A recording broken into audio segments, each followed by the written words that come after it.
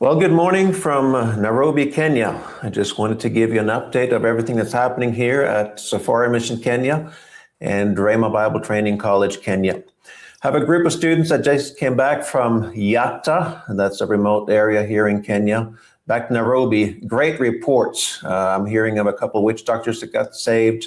I'm hearing of a crippled that started walking. We know over 100 people got born again in that campaign. A chief's office got painted, established good relationships there. Wonderful things, good reports, and the students are very excited to see what the Lord did through their ministry out there in Yatta. Then in Mombasa, we have a teacher training track of Rhema Bible Training College. What does that mean? Well, we have public school teachers here in Kenya. They are on school holiday during the month of August. And so we created a special track for them so that whenever the public schools in Kenya are on holiday, they can come to Bible college to learn more about the things of God, to be better equipped to give the students in public school the tools that they need to succeed in life. So the months of August, the month of December, and the month of April, these public school teachers, there are principals. We also have a couple of owners of Christian schools here in Kenya. They are Rhema students here in Kenya. So that's happening as well. That's at the campus in Mombasa. And then this week, we are doing preparations for a conference that is coming up next week in Kisumu. You can see here the Ksumu Faith Conference. The flyer is there on the screen for those of you that are watching, if you're listening. We have Reverend Lauren and Joy Hershey. They're coming in from Iowa in the United States. They are sort of experts in the area of family life. They have messages that are coming in that they're coming in with along those lines. Phenomenal church that they have built there in Dubuque, Iowa. They just handed over the church. Now they travel around the United States and around the world, helping people. I will be there, of course. And then Reverend Tobias with his wife, Natalie Odipo, they live and minister out of Kisumu, train ministers all over the place. The Ksumu Faith Conference, the theme this year is Living by Faith. And one of the things that we will be talking about, or I'll be talking about, is I'm going to do a series called The Making of a King, going to look at the example of King David and his example of living by faith. One of the examples we'll probably bring out is from 1 Samuel chapter 23. King David here is taking the city of Keilah, or protecting the city of Keilah against the Philistines. The Philistines had come in, started fighting against Keilah. This is during the time that David is running around the country, hiding sort of from King Saul.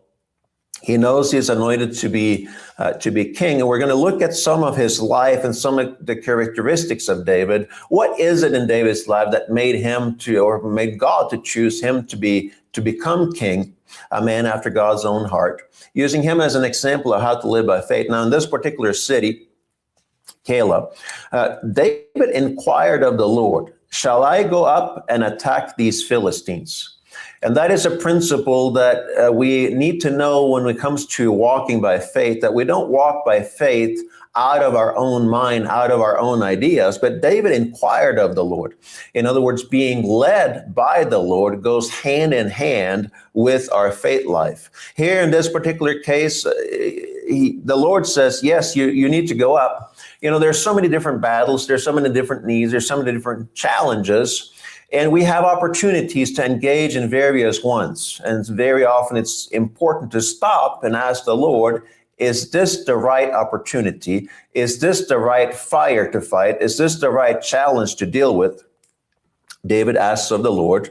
And that's one of the reasons why David was victorious in city after city after city, because he often inquired of the Lord to make sure this is the right thing to do.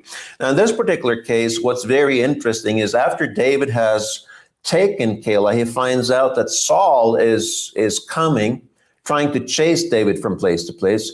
So he inquires of the Lord again, verse 10, and says, "O Lord, the God of Israel, your servant has surely heard that Saul seeks to come to Keilah." And he asked, "Will Saul come down as your servant has heard?" The Lord said, "He will come down." And David said, will the men of Keilah, they were Israelites, and of course, are they loyal to David? Are they loyal to Saul? So David said, will the men of Keilah surrender me and my men into the hand of Saul? And the Lord said, they will surrender you. Here's a case where the Lord has instructed David to go and capture or go and rescue really Keilah from the Philistines. But yet as he is in the process and have just rescued Keilah, there is a detour of sorts.